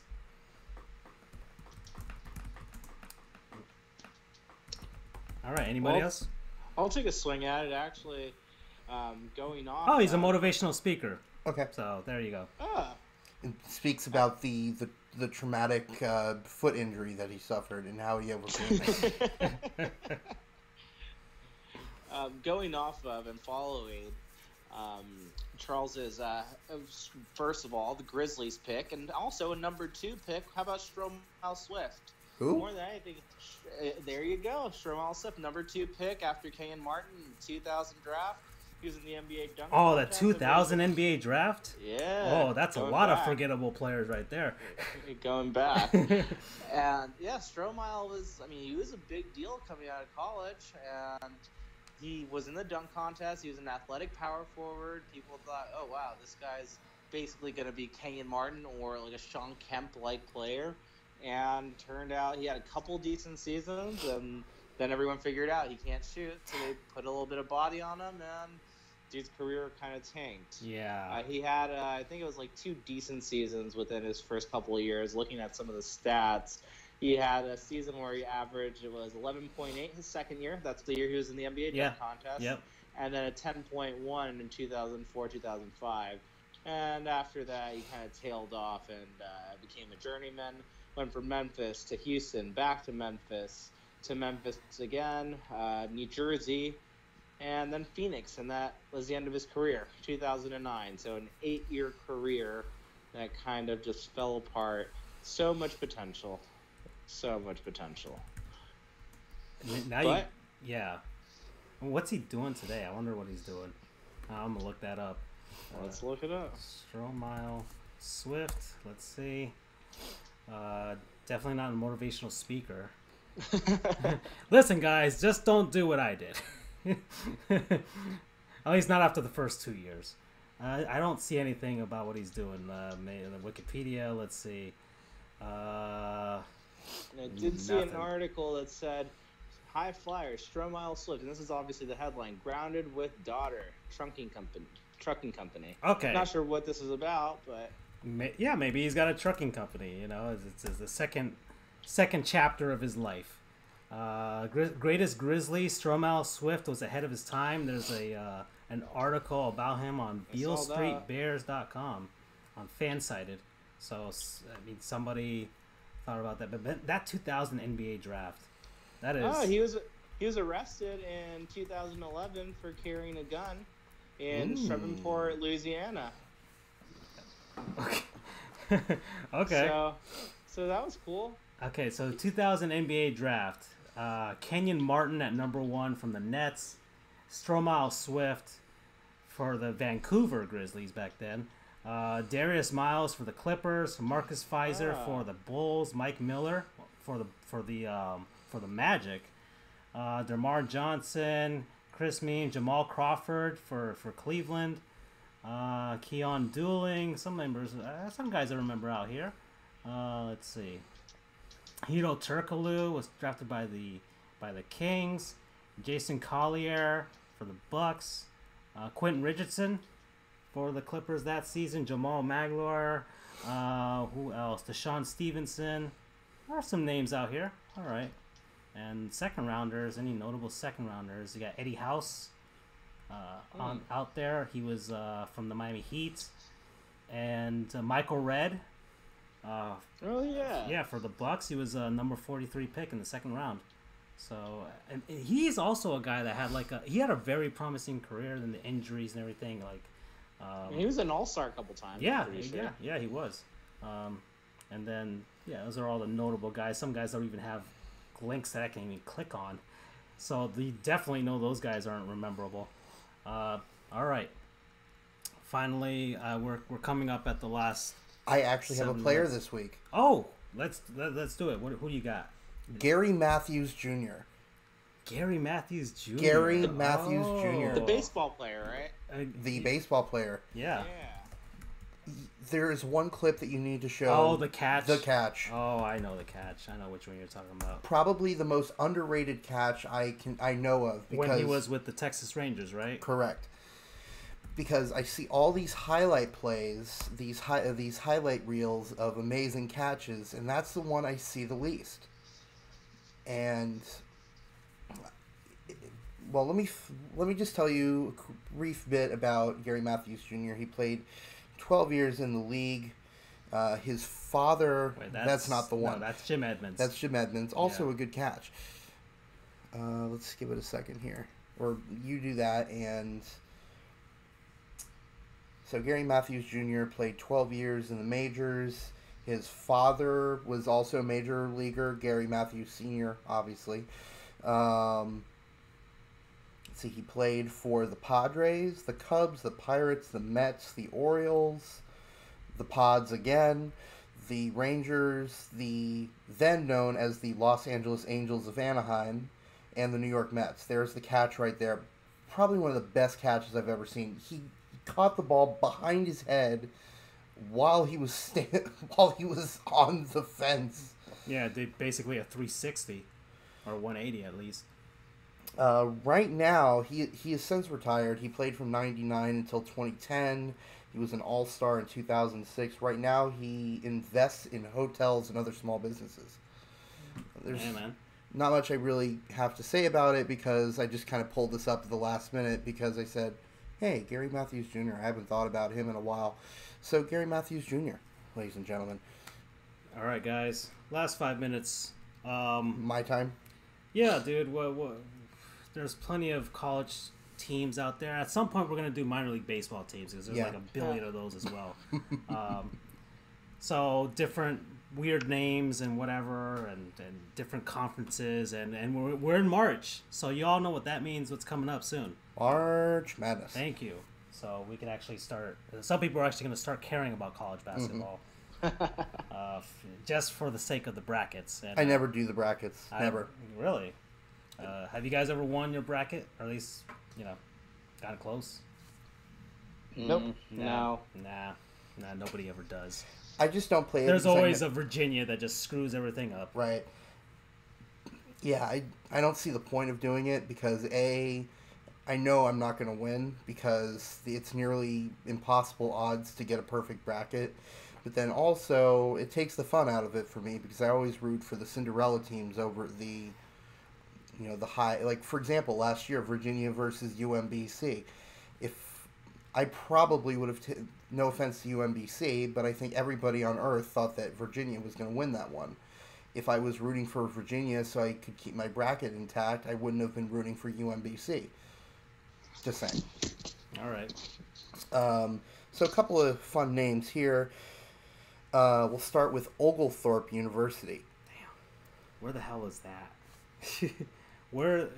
Oglethorpe University. Oglethorpe University It sounds like Pennsylvania. It just sounds like it. That sounds like a place that'll be there.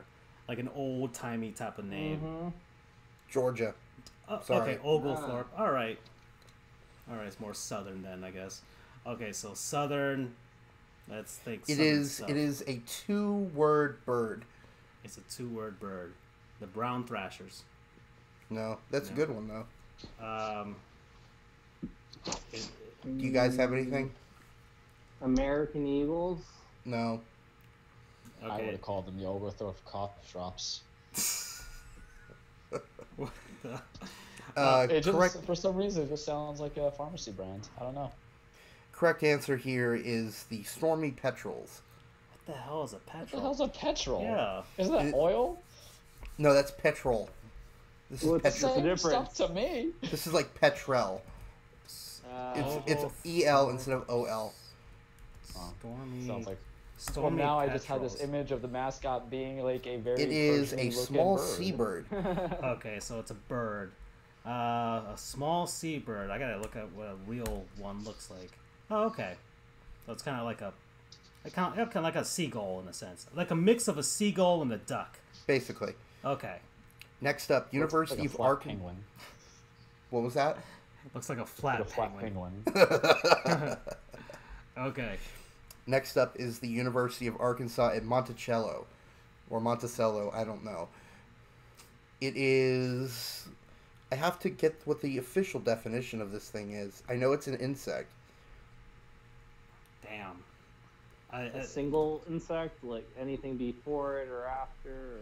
Well, it's a 2-word insect. Okay. So Dung beetle.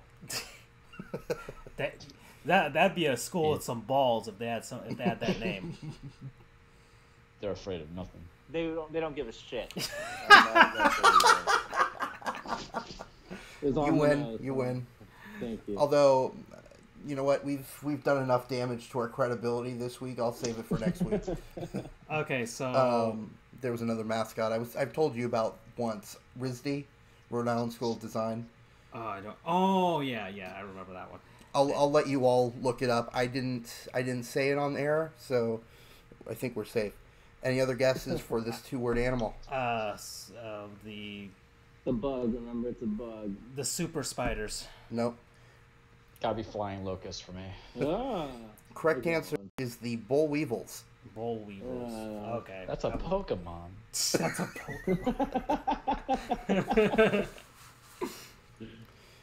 All right, next. Last one. Let's do it. Last one. Washburn University. Damn, Washburn. Where are these places? Are This these D1 schools? These are 1 and 2s. Okay. So Washburn's in Kansas. Okay. It Washburn, is. Kansas. Hold on. It's a guy's first name. And it's actually the first name is also a very famous literary character. The Moby. What? Moby. The Moby Dicks. Oh, the Moby Dicks. the Huckleberry Huck Finns. Yeah, that's what I was gonna say. Damn, we're good. Negative on that. I apologize. Any other guesses, ladies and germs? Nah, I have no idea, dude. It is the Washburn University Ichabods. Ichabod Crane. Okay. All right. That's a tongue roller right there. All right. So that's it. Unfortunately, I don't have any foreign language goodbyes this week. I apologize, everybody. Well, guys, that's it. Thanks to Cesar for finally giving us the West Coast insight that we've been craving. West Coast. And Charles and Andrew for joining me as always. And yeah, we'll see what happens next week. Maybe the Lakers go on a 5-game winning streak, and we'll forget all about this. And hopefully, Twitter doesn't find out about what on earth we just said, because we probably pissed off like 5 or 6 different people. Nah, that's fine. So who knows if we'll be on air next week? Who cares? Whatever, man. Go out and enjoy yourself. All right, don't kink shame me. Don't kink shame me. All right. Good night, everybody. Good night, everyone. Buenas noches. Take care.